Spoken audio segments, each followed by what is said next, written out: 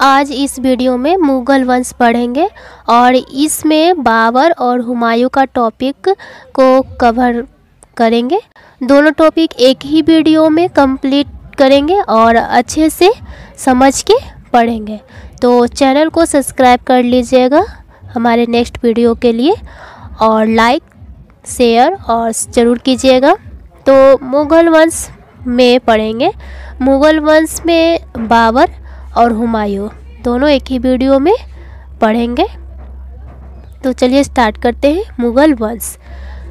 मुग़ल वंश सर्वप्रथम हम देखेंगे कि जो बाबर है, बाबर का आगमन भारत में कैसे होता है। तो हम जानते हैं कि लोदी वंश जब हम पढ़ते हैं तो लोदी वंश में का अंतिम शासक होता है इब्राहिम लोदी, और इब्राहिम लोदी की हत्या होती है पानीपत की प्रथम युद्ध में 1526 ईस्वी में होता है।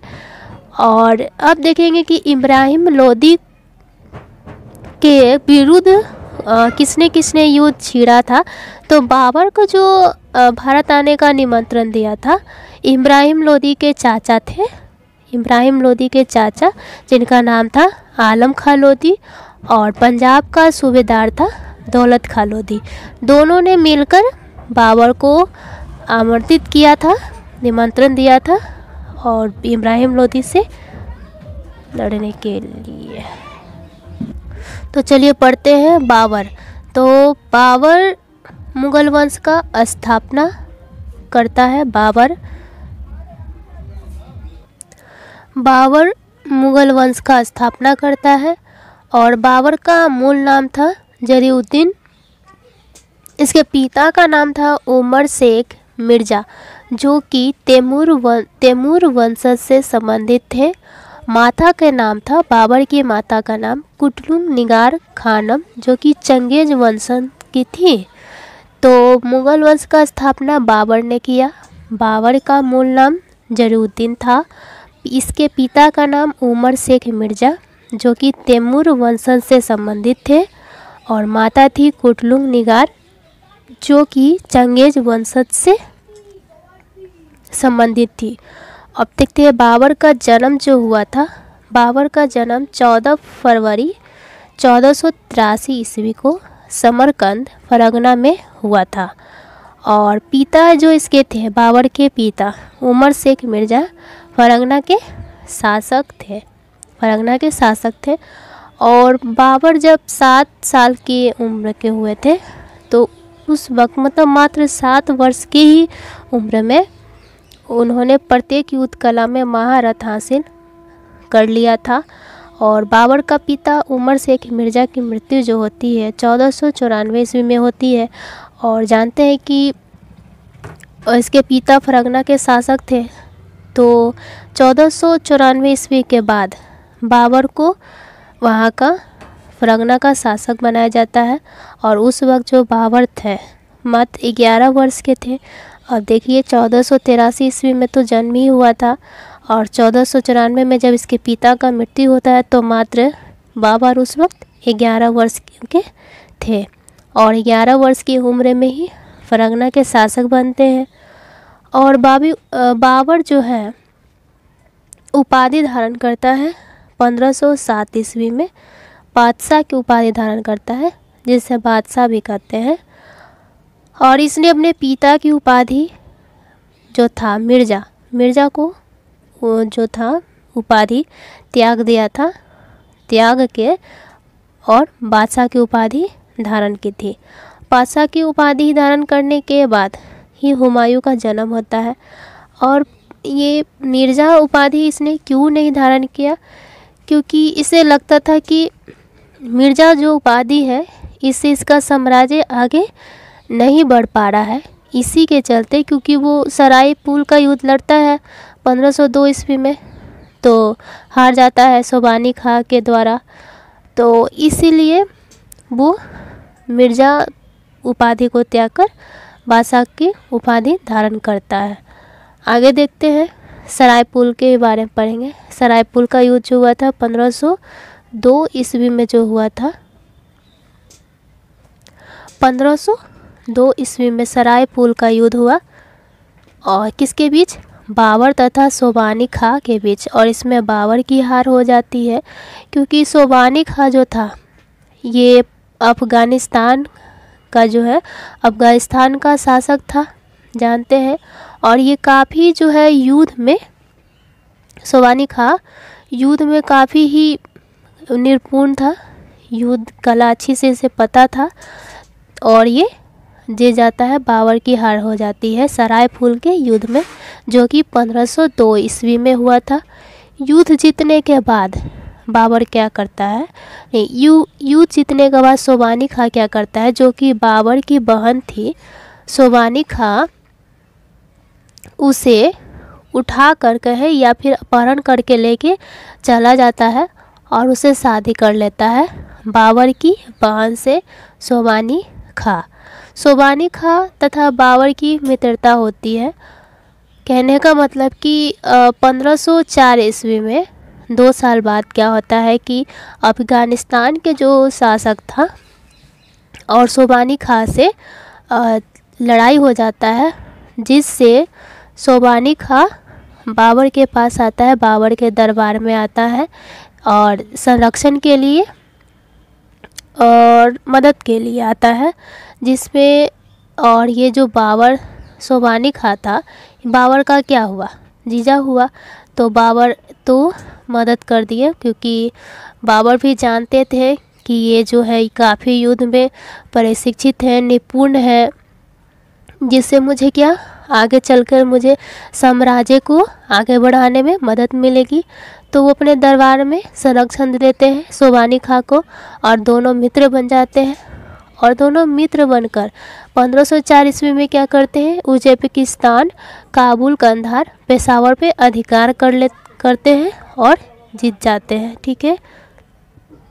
और मुख्य रूप से देखें तो 1519 ईस्वी में बाबर का प्रथम आक्रमण होता है। वैसे पानीपत का प्रथम युद्ध काफ़ी प्रचलित है, लेकिन इसको याद रखेंगे 1519 ईस्वी का जो बाबर भारत पे प्रथम बार आक्रमण किया था 1519 ईस्वी में। अगर इसका PDF चाहिए तो मैं टेलीग्राम ज्वाइन कर लीजिएगा, वहाँ PDF मिल जाएगा। और आगे देखेंगे तो और ये जो युद्ध हुआ था, जो आक्रमण किया था बाबर 1519 ईस्वी में, किसके विरोध किया था, तो यूसुफजई जाति था, एक यूसुफजई जाति के विरोध में आक्रमण किया था 1519 ईस्वी में। और किस क्षेत्र में किया था, तो बागोर, पंजाब प्रांत, बागोर एवं भेरावाला क्षेत्र में किया था युद्ध। आगे देखते हैं। और जो इसी युद्ध में बाबर ने तोप का भी प्रयोग किया था, क्योंकि जानते हैं कि जो सोबानी खां है 1504 ईस्वी में बाबर और सोबानी खां दोनों मित्र बन जाते हैं। तो सोबानी खां तुगलक नामा जो युद्ध होता है, नीति बाबर ने जो यूज किया था उसको वो सिखाते हैं, और इसी के जो सिखाते हैं तो इसमें बाबर काफ़ी मजबूत शासक उभर के आता है। और बाबर तोप का प्रयोग करता है 1519, जब वो आक्रमण करता है तो तोप का प्रयोग करता है। और बाबर ने कुल भारत पे 5 बार आक्रमण किए हैं। एक तो देख लिए 1519 में किए हैं, और देखते हैं तो 1526 में पानीपत का प्रथम युद्ध होता है। फिर देखते हैं तो खानवा का युद्ध 1527 में होता है। फिर चंदेल का युद्ध होता है 1528 में। उसके बाद घाघरा का युद्ध होता है 1519 में। तो ये 4 युद्ध और एक जो बताए 1519 में। तो बाबर के द्वारा जो मुख्य युद्ध हुए हैं, उसने जो लड़ा है उसमें किसकी जीत हुई है, किसकी हार हुई है, ये सब देखेंगे। तो पढ़ते हैं तो पानीपत का प्रथम युद्ध, फिर खानवा का युद्ध पढ़ेंगे, फिर चंदेल युद्ध पढ़ेंगे, फिर घाघरा का युद्ध पढ़ेंगे। तो पानीपत का प्रथम युद्ध हुआ 1526 ईस्वी में बाबर और इब्राहिम लोदी, जो कि लोदी वंश का अंतिम शासक था इब्राहिम लोदी। और इब्राहिम लोदी किस में हार होती है। एक बात और याद रखेंगे कि बाबर जितना भी आक्रमण करेगा इसमें सबका बाबर की ही जीत होगी, ठीक है।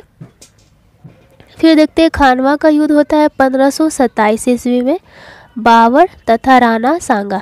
ये सब काफ़ी इंपॉर्टेंट है कि किनके बीच हुआ, किसकी हार हुई, किसकी जीत हुई, तो ये याद रखेंगे। बाबर और राणा सांगा के बीच युद्ध जो हुआ था 1527 में, बाबर की जीत होती है और इसी जीत में बाबर गाजी की उपाधि धारण करता है। तो प्रश्न अगर आए कि किस युद्ध में बाबर ने गाजी की उपाधि धारण की थी, तो खानवा का युद्ध में। और पानीपत के प्रथम युद्ध में बाबर ने अपने आप को कलंदर कहा था, ठीक है। जब वो युद्ध जीत गया था तो अपने आप को कलंदर कहा था। फिर देखते हैं चंदेल का युद्ध हुआ था 1528 ईस्वी में, बाबर एवं मेदरी राय के बीच हुआ था और इसमें भी बाबर की जीत हुई। और इसमें जो 1528 ईस्वी में जो चंदेल का युद्ध हुआ था, इसमें शेरशाह सूरी ने भी साथ दिया था, जो कि अफगान से थे। शेरशाह सूरी अफगान के ही थे, तो ये शेरशाह सूरी ने भी साथ दिया था। अगर प्रश्न आए कि किस युद्ध में शेरशाह सूरी ने बाबर का मदद किया था, तो चंदेल के युद्ध में। फिर जब होता है घाघरा का युद्ध 1529 ईस्वी में, 1529 ईस्वी में जब घाघरा का युद्ध होता है बाबर और अफगान के बीच होता है, तो इसमें शेरशाह सूरी साथ नहीं देते क्योंकि ये अफगान के विरोध में ही था, इसलिए यहाँ पे साथ नहीं देते हैं। और ये जो युद्ध हुआ था बाबर और महमूद लोदी के बीच हुआ था और इसमें भी बाबर की ही जीत हुआ था।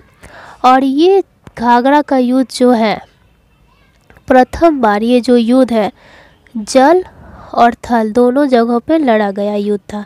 तो याद रखेंगे कि जल और थल दोनों में बाबर के द्वारा जो लड़ा गया है वो घाघरा का युद्ध है, इसके याद रखेंगे। तो इतना ध्यान आप लोग रखेंगे कि 4 युद्ध जो हुआ, पानीपत का युद्ध, खानवा का युद्ध, चंदेल युद्ध, घाघरा का युद्ध।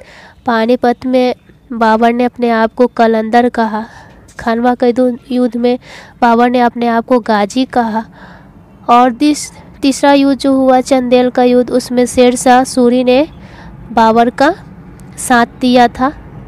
तो ये काफ़ी इम्पोर्टेंट है और इससे प्रश्न आते रहते हैं और हम लोग कंफ्यूज हो जाते हैं, ठीक है। तो इसको याद रखेंगे।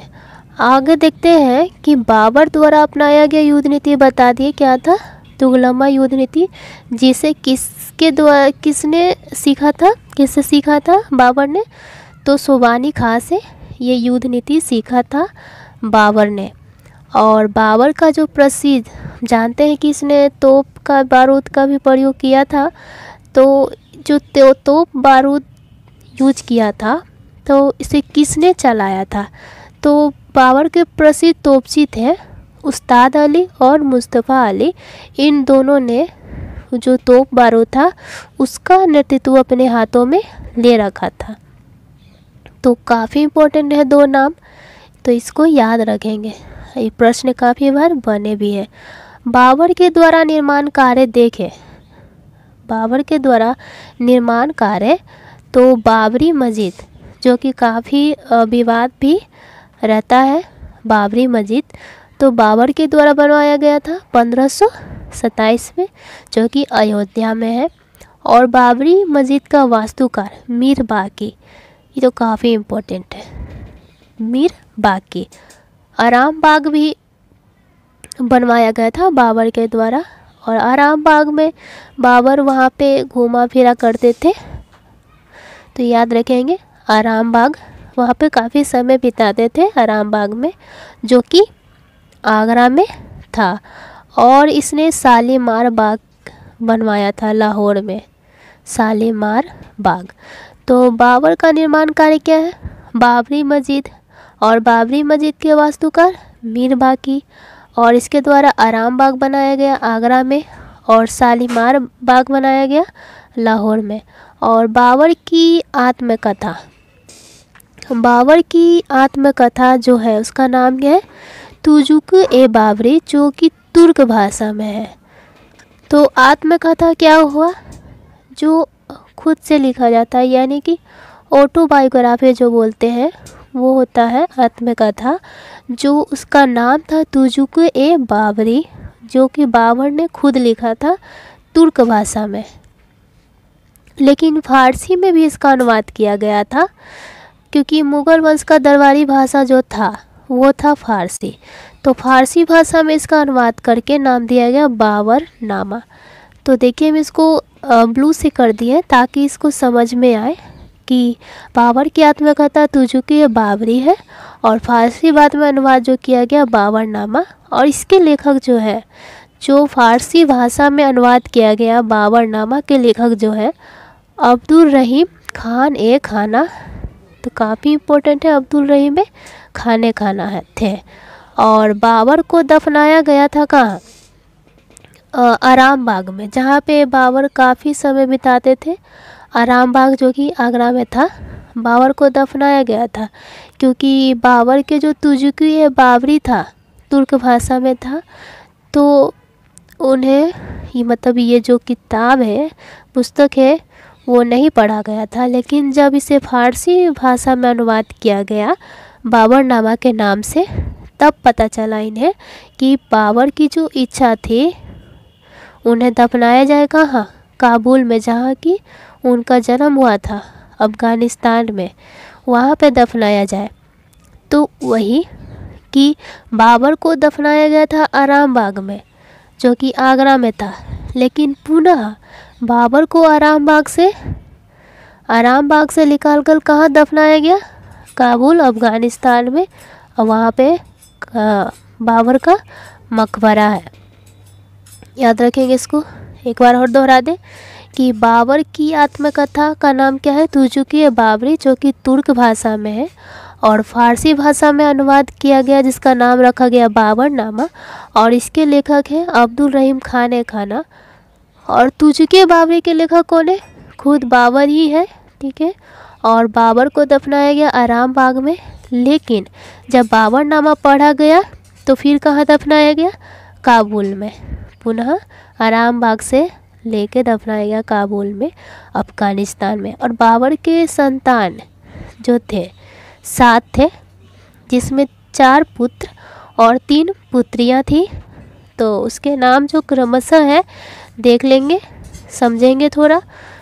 और जानते हैं कि बाबर का बेटा हुमायूं तो था ही, अस्कनी, कामसन और हिंदाल भी था, लेकिन उत्तराधिकारी कौन बनता है, हुमायूं बनता है। तो पढ़ते हैं थोड़ा। बाबर के संतान कितने थे, 7 थे, लेकिन सब नहीं पढ़ना है, बस 4 पुत्र के बारे में देखते हैं, क्योंकि इससे प्रश्न बनते हैं और इससे ही आगे समझेंगे अच्छा से। तो हुमायूं इसका बड़ा बेटा था हुमायूं, फिर अस्कनी, कामसन और हिंदाल याद रखेंगे, क्योंकि ये आगे इसे अच्छे से पढ़ना है, क्योंकि हिंदाल जो है यहाँ पे फिर हुमायूं आते हैं, इससे मदद लेते हैं, तो ये काफ़ी इम्पोर्टेंट होता है, तो इसको याद रखेंगे। तो देखते हैं, पहला है हुमायूं। हुमायूं को भी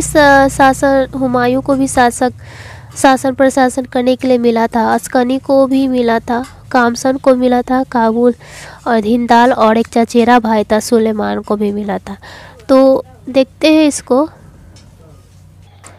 तो हुमायूं को दिल्ली का क्षेत्र मिला था, हुमायूं को आगरा और दिल्ली वाला क्षेत्र दिया गया था। बाबर के शासनकाल में ही हुमायूं जो था वो बख्त शाह का सूबेदार था, याद रखेंगे। और यही जो है बख्त शाह वाला सूबेदार, यही इसको बाद में इसके चचेरे भाई को दिया जाता है। तो हुमायूं, आगरा और दिल्ली, जब बाबर की मृत्यु होती है तो बाबर का बड़ा बेटा कौन है, हुमायूं। तो हुमायूं को वो बोल के जाते हैं कि जितना राज्य है, राज्य प्रशासन सबको बराबर हिस्से में बांट देने के लिए, सबको शासन प्रशासन संभालने के लिए। तो हुमायूं जो है सभी को क्षेत्र बांट देता है। अस्कनी को देता है मुल्तान वाला क्षेत्र, और कामसन को देता है काबुल और कंधार वाला क्षेत्र, ये भारत वाला क्षेत्र। और हिंदाल को अलवर और मेवाड़ वाला क्षेत्र, और चचेरा भाई सुलेमान को बदख्शा, जो कि हुमायूं पहले था ना बाबर के समय वहाँ का सूबेदार, वो जिसके चचेरा भाई सुलेमान को देता है। तो हुमायूं से अब पढ़ेंगे। हुमायूं बाबर का बेटा जो हुमायूं, और हुमायूं बड़ा बेटा था तो ये उत्तराधिकारी बना था। तो हुमायूं पढ़ते हैं। बाबर हमारा समाप्त हुआ, अब हुमायूं पढ़ेंगे। तो हुमायूं का जन्म जो हुआ, हुमायूं का जन्म 1508 ईस्वी में हुआ था। इसके पिता बाबर, माता हाजी बेगम, माता का नाम था हाजी बेगम और पिता का नाम बाबर। और जानते हैं कि ये मुग़ल वंश का पहला ऐसा शासक था जो सप्ताह में 7 दिन के 7 रंग का कपड़ा पहनता था, हुमायूं। और ये ज्योतिष का अंधा भक्त था। ज्योतिष का अंधा भक्त कहने का मतलब कि अंधविश्वास था इसे, ज्योति पे विश्वास, ज्योतिष शास्त्र पे विश्वास रखता था, भविष्यवाणी कह सकते हैं, या फिर राशिफल पे ज़्यादा विश्वास रखता था।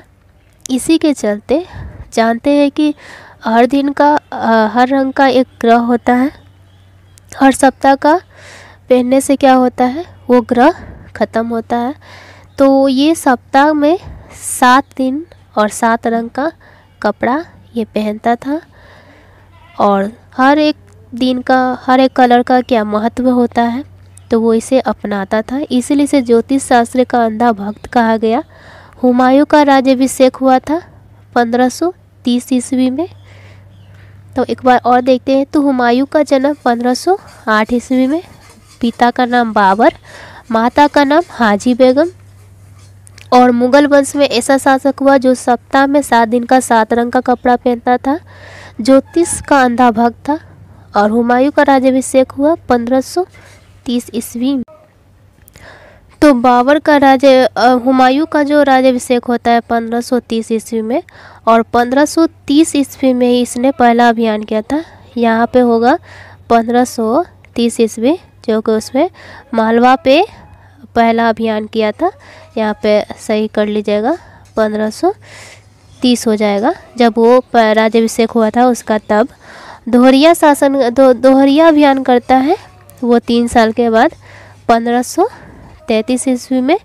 दोहरिया अभियान जो करता है वो 1532 ईस्वी में करता है। दोहरिया अभियान 1532 ईस्वी में करता है। यहाँ पे थोड़ा मिस्टेक हो गया है तो लिख दिए हैं यहाँ पे साइड में कि पहला अभियान 1530 में करता है जब उसका राज्याभिषेक होता है, और दोहरिया अभियान करता है मतलब फिर से जो करता है तो 2 साल के बाद। दोहरिया अभियान 1532 2 साल के बाद, याद रखेंगे। और फिर दीनपाना नगर की स्थापना करता है वो 1533 ईस्वी में, दीनपाना नगर। तो एक बार और देखते हैं। तो पहला अभियान किया उसने मालवा पे 1530 में, और उसके बाद दोहरिया अभियान किया 1532 में। यहाँ बार बार लिख दे रहे हैं क्योंकि ये कन्फ्यूज आप लोग ना हो। और दीनपाना नगर की स्थापना किया उसने 1533 ईस्वी में। उसके बाद आगे पढ़ते हैं। आगे है इसके द्वारा जो युद्ध लड़ा गया, हुमायूं के द्वारा युद्ध जो लड़ा गया, तो 3 प्रमुख युद्ध है इसके। पहला तो इसका चौसा का युद्ध जो 1539 में इसने किया था, चौसा का युद्ध है। उसके बाद बेलग्राम का युद्ध जो उसने 1 साल के बाद किया था, या फिर उसे ही कनौज का युद्ध कहते हैं। और उसके बाद इसने 1555 ईस्वी में मछीवाड़ा का युद्ध किया था। ठीक है, 2-3 युद्ध हैं वो पढ़ेंगे। तो प्रमुख इसके युद्ध, हुमायूं के युद्ध देखते हैं। तो हुमायूं द्वारा लड़ा गया युद्ध यहाँ पर लिखा हुआ भी है, चौसा का युद्ध, बेलग्राम या फिर कनौज का युद्ध, मछीवाड़ा का युद्ध या फिर सरहिंद का युद्ध। तो चौसा का युद्ध प्रथम जो है, चौसा का युद्ध पढ़ते हैं कि इसमें किसका विजय हुआ, किसकी हार हुई, किसके बीच हुई थी, ये सब देखते हैं। तो चौसा का युद्ध हुआ था 1539 ईस्वी में। शेर शाह सूरी जो कि अफ़गान से संबंधित है, और हुमायूं जो कि मुग़ल वंश से संबंधित था। तो शेरशाह सूरी और हुमायूं के बीच हुआ था, और इसमें क्या हुआ था, हुमायूं की हार हो गई थी, या हार गए या फिर कुछ भी हुआ। ये था कि हुमायूं जो इस युद्ध में क्या हुआ था, कर्मनाशा नदी के साथ, कर्मनाशा नदी में घोड़ा के साथ बह गया था। और तो इसमें कहा जाता है कि शेरशाह सूरी की जीत हुई थी। लेकिन कारण क्या था, अब जब कर्मनाशा नदी में घोड़े का साथ वो बह गया तो वो कैसे हारा, जिसमें तो उसने युद्ध ही नहीं लड़ा था। तो याद रखेंगे, वैसे ऐसे कहा जाता है कि शेरशाह सूरी की इसमें जीत हुई थी। और क्या हुआ था कि जब हुमायूं कर्मनाशा नदी में बह गया था घोड़ा के साथ, तो इसकी जान किसने बचाई थी, तो जो मछली मारने वाले होते हैं मछुआरा के द्वारा, जिसका नाम था निजाम भिश्ती नाम था। तो मछुआरा का नाम था निजाम भिश्ती के द्वारा इसकी जान बचाया गया था, जो कि एक मछुआरा था, और हुमायूं कर्मनाशा नदी में बह गया था घोड़ा के साथ। तो निजाम भिश्ती बचाया था जान। तो हुमायूं ने निजाम भिश्ती को एक दिन के लिए राजा बनाने का वादा करता है कि तुमने मेरी जान बचाई है, तो जब मैं राजा बनूंगा तो तुम्हें एक दिन का राजा बनाऊंगा। तो निजाम भिश्ती जैसे ही एक दिन का राजा बनता है तो सोचता है कि क्या करें एक दिन में, अगर हम आज सब सोना चांदी जो भी है अपने यहाँ रख लेते हैं तो दूसरा दिन तो हुमायूं ही राजा रहेगा और फिर से सारा चीज़ वो उसका हो जाएगा। तो वो क्या करता है, निजाम भिश्ती के पास जो कि मछुआरा था उसके पास चमड़ा बहुत ज़्यादा था, ठीक है। तो वो चमड़ा का सिक्का जारी करता है और कहता है कि आज के लिए एक दिन के लिए क्या होगा, चमड़ा चलेगा और चमड़ा ही पैसा होगा, जिससे और चमड़ा सब आपको हमारे यहाँ से ख़रीदना होगा। और चमड़ा जैसे सब खरीदेंगे ही, क्योंकि रोज़ सबका सामान सबकी ज़रूरत हुआ तो वो सब चमड़ा खरीदे, जिससे निजाम भिश्ती के पास बहुत सारे सोना पैसा सब आ गया। और निजाम भिश्ती जो है, ऐसा देखिए क्या लिखे कि ऐसा करने से पहले ही दिन निजाम भिश्ती के पास क्या हुआ, बहुत सारा पैसा आ गया, क्योंकि उसने सिक्के के जगह क्या किया, चमड़ा चलाया था, चमड़ा का सिक्का चलाया था, जिससे उसके चमड़ा भी बिक गए और पैसा भी आ गया। लेकिन निजाम भिश्ती इतना धन देख नहीं पाया और उसका एक दिन में ही मृत्यु हो गया, याद रखेंगे।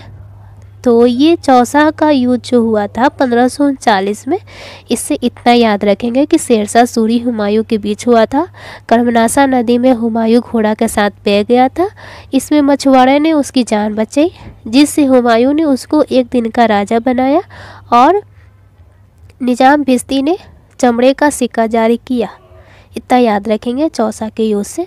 अब देखते हैं बेलग्राम का युद्ध, जो कि एक साल बाद यानी कि 1540 ईस्वी में ही होता है। तो बेलग्राम का युद्ध वही शेरशाह सूरी और हुमायूं के बीच हो जाता है, जो कि शेरशाह सूरी अफ़गान से संबंधित थे, हुमायूं मुग़ल वंश से संबंधित था। और इसमें भी हुमायूं की भी फिर से हार हो जाती है। जहाँ देखे थे हुमायूं का जो पिता था बाबर, वो एक भी युद्ध नहीं हार रहा था, यह हुमायूं युद्ध हारा ही जा रहा था। और इस युद्ध में क्या हुआ, प्रश्न आएगा कि किस युद्ध में बाबर पूर्ण रूप से भारत को छोड़ देता है या फिर छोड़ना पड़ता है, तो वो बेलग्राम या फिर कनौज का युद्ध था। तो इस युद्ध में पूर्ण रूप से हुमायूं भारत को छोड़ देता है 1540 में। और 1540 ईस्वी में ही क्या होता है कि 1540 ईस्वी में ही बाबर जो है हिंदराल के शरण में चला जाता है, जो उसका भाई था हिंदराल, उसके शरण में चले जाता है। फिर होता है ये जो मछीवाड़ा का युद्ध और सरहिंद का युद्ध है, इसको बाद में पढ़ेंगे। पहले जो 1540 से शुरू हुआ है बाबर का, जो भारत से बाहर हो गया है और हिंदराल के शरण में गया है। तो इसके बारे में पहले पढ़ेंगे। उसके बाद 15 वर्ष के बाद हुमायूं फिर भारत लौटता है 1555 ईस्वी में। जब 1540 ईस्वी में हुमायूं भारत छोड़ता है और 1555 ईस्वी में फिर वो लड़ाई करता है। 1555 ईस्वी में मछीवाड़ा का युद्ध। तो यहाँ पे 5 छूट गया है, इसको कनेक्ट ही कर लेंगे, कनेक्ट। तो मछीवाड़ा का युद्ध हुआ था। तो मछीवाड़ा का युद्ध तो हम बाद में देखेंगे, पहले देखेंगे इसने जो 15 वर्ष घुमक्कड़ के जो ज़िंदगी जिए हैं उसमें इसने क्या किया है वो देखेंगे। तो 1541 से पढ़ते हैं।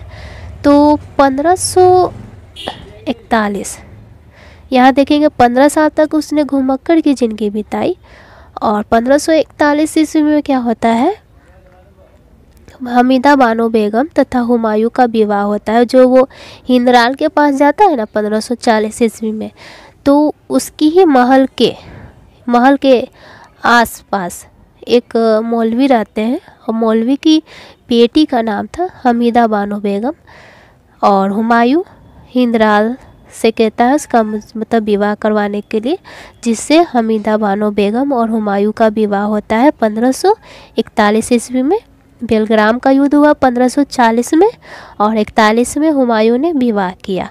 और 1542 ईस्वी में अकबर का जन्म होता है। और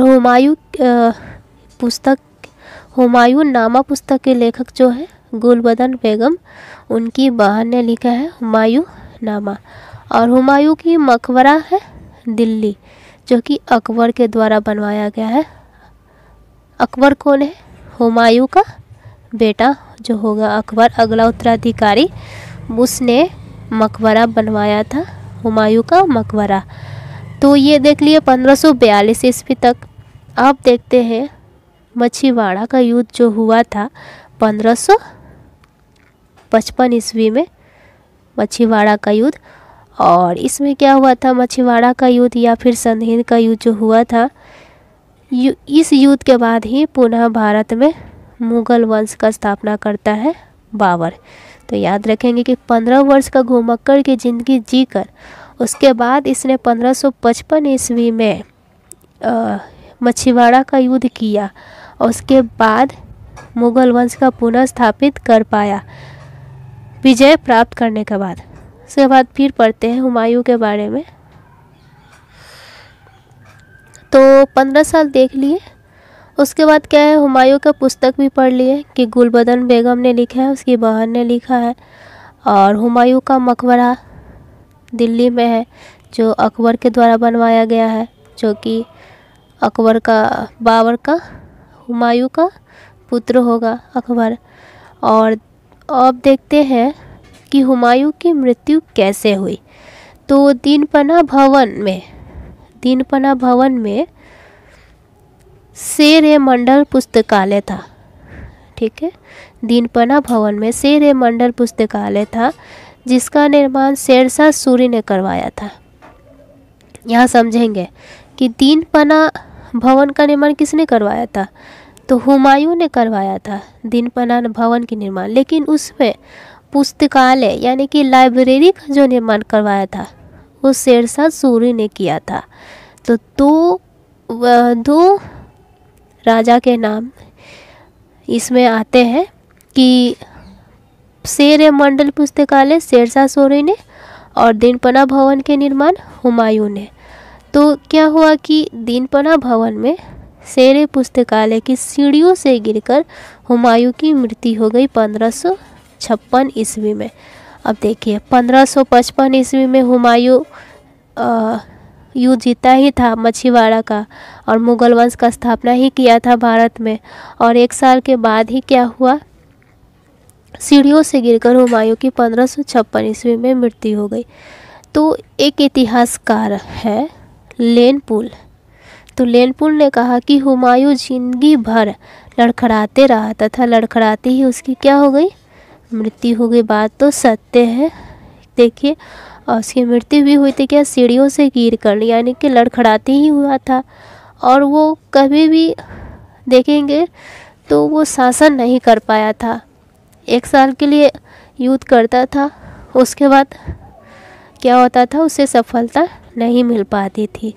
तो इस तरह हम लोगों ने बाबर और हुमायूं दोनों का वीडियो एक ही में कवर कर लिया है। आई होप कि आप सभी को समझ में आया होगा। और चैनल को सब्सक्राइब कर लीजिए हमारे नेक्स्ट वीडियो के लिए, और अच्छा लगे तो लाइक शेयर ज़रूर कीजिएगा। ठीक है, चलिए मिलते हैं नेक्स्ट वीडियो जो होगा अकबर के बारे में पढ़ेंगे, जहांगीर के बारे में पढ़ेंगे। दोनों को एक ही वीडियो में कवर करेंगे। चलिए, जय हिंद।